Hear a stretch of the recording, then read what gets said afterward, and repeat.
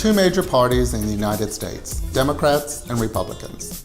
These two parties are defined by their different philosophies on the role of the government and their different positions on social, economic, and environmental issues. There are also other parties with more specialized principles, collectively referred to as third parties. Most elections are partisan elections, where candidates run as a member of a political party. This gives the voter a general idea of the candidate's beliefs and values. A smaller number of elections are called nonpartisan elections, meaning the candidates run as individuals who aren't affiliated with a political party on the ballot. This is common in local elections. Elections vary from year to year. The most well-known elections, the ones that get the most media attention, are those at the national or federal level. These elections determine our nation's president, as well as the senators and representatives sent to Congress to write our laws. National elections are partisan elections, which have two phases. The first phase is called the primary. Each party holds a separate primary, and all candidates within that party run against each other. The winner of the primary becomes that party's nominee for the office. The second phase is called the general election. During the general election, the nominees from each party run against one another. The winner of the general election is elected to the office.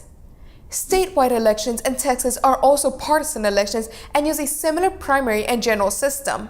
However, instead of electing a president for the entire country, voters elect a governor for Texas.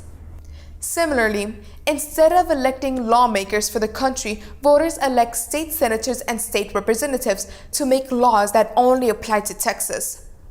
Countywide elections also use a primary and general system and are always on the same ballot as the statewide elections.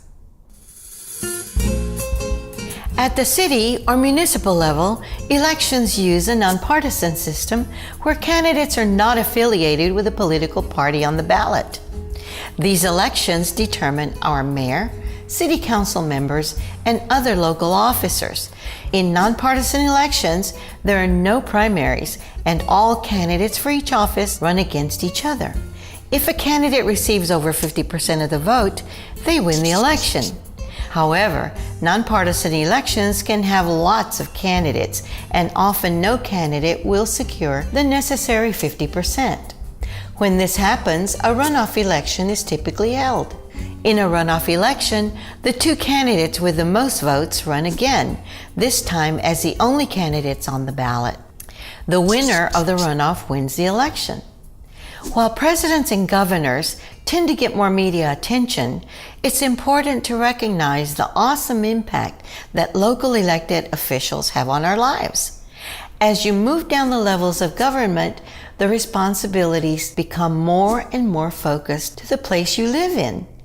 Local offices can have a much greater impact on our daily lives.